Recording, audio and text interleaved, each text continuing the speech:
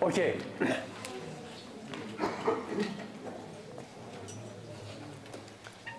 Let's do a quick example. Somebody is standing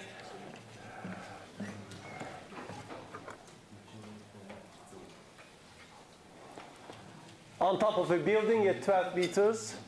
He throws a stone upwards, vertically upwards, and the initial velocity is 30 meters per second. The acceleration is due to gravity. Let's take it as minus 10 meters per second squared. Okay.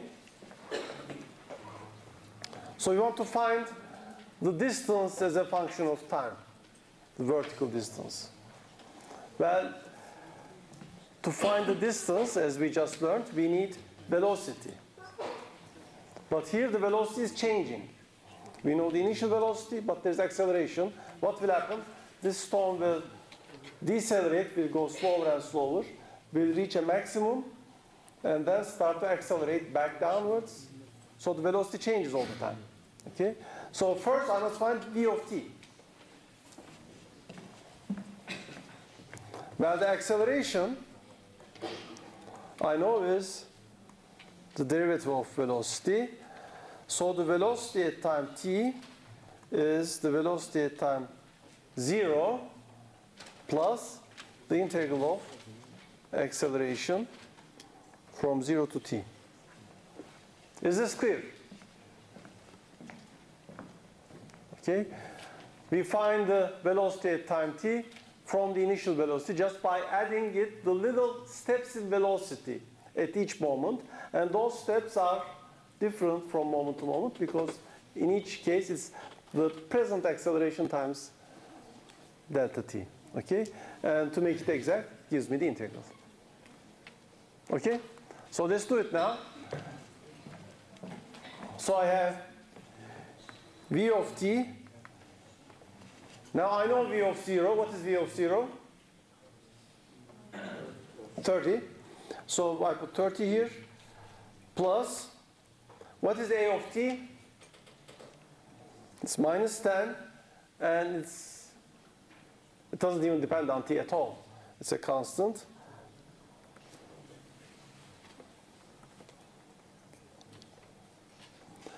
Now minus 10 is the derivative of what?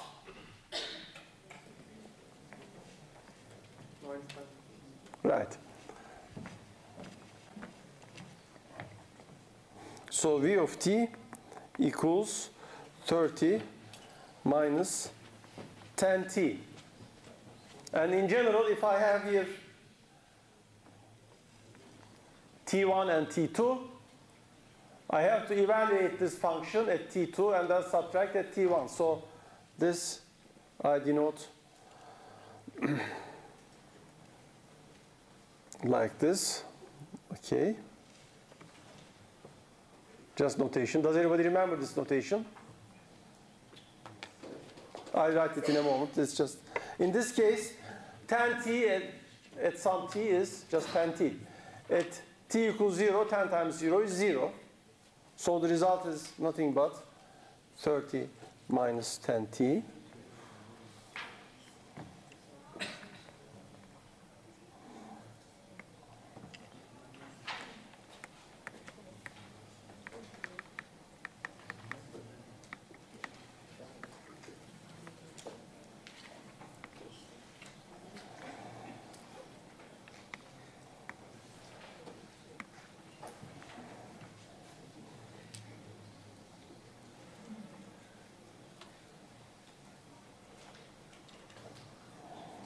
Okay.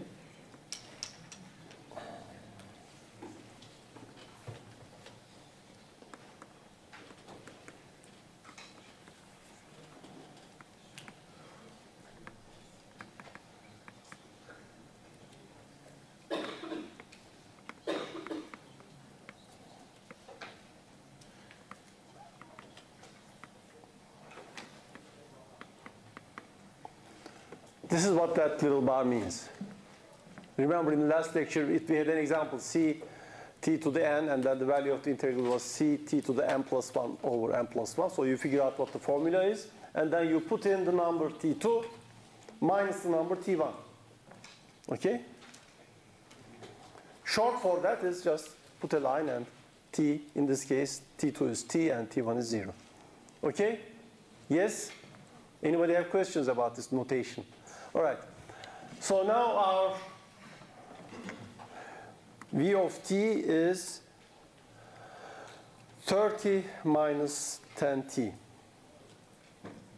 Now I want the height z of t.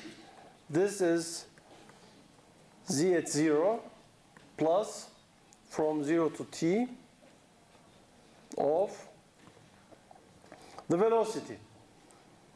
So I put here whatever function the velocity is. In the present example, it's 30 minus 10t. And I have to integrate it. Okay? Well, this gives me z of t equals 12. Because z of 0 was 12. You have to know that. You know, where the motion started. Okay? Plus, what is the integral of 30? 30t. Why? Because if you take the derivative of 30t, you get 30. Okay? And what's the integral of minus 10t? Does everybody understand why this is minus 5t squared? Okay? Well, in this case, the 0 is not important because all the terms are 0 anyway. That's not always the case, but in this case, it is true. Okay? So we have the final result. Z of t is 12 plus 30t minus 5t squared. Okay? Now you will do more examples in your problem hours this week. All of your homework,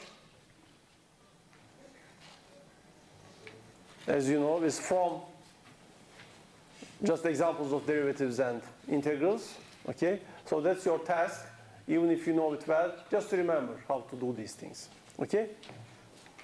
Okay, this is the end of this chapter, chapter 6 in the draft book. We have finished it.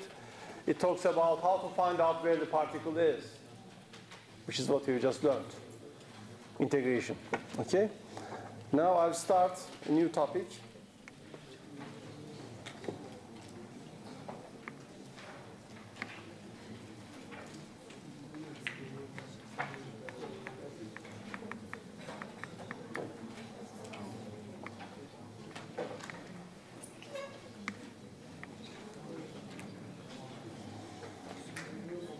Circular motion.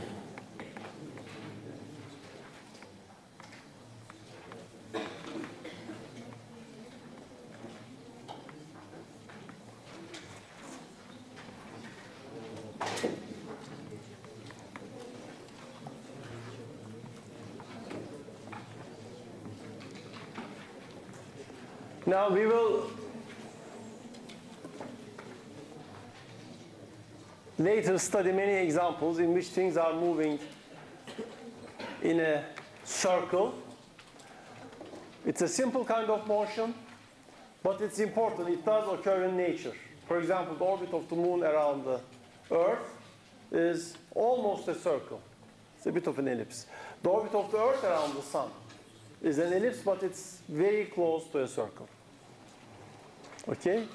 In engineering, many systems, engines, rotary engines, are based on circular motion.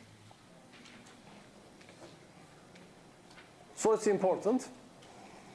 And we will learn about circular motion, but we'll first start by describing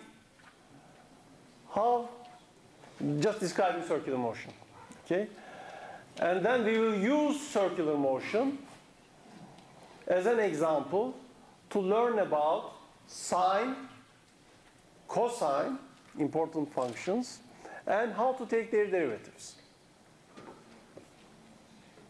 So this chapter is important. It is simple, but it's important both for our science aims and also because you will remember or you will learn about sine and cosine, and we will see how to take the derivatives of sine and cosine. And then we will use that all the time. Okay? So let's start.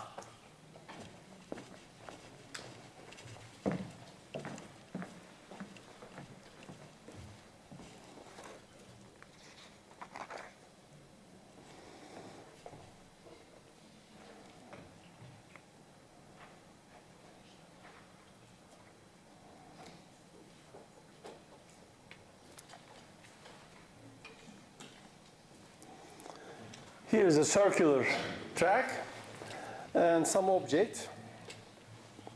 I call this my y-axis. This is my x-axis. And here's my little object. It's moving along the circle. And its position, of course, is a vector.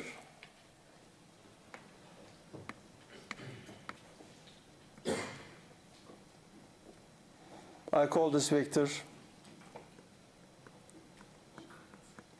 r of t because the position changes as time goes on. Okay? And I'll call this angle here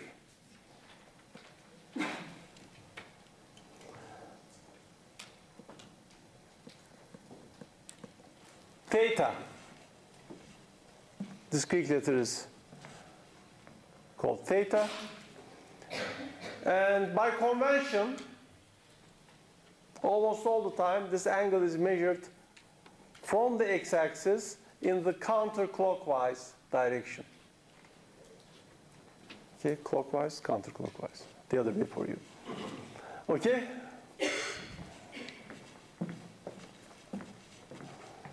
Now the object is moving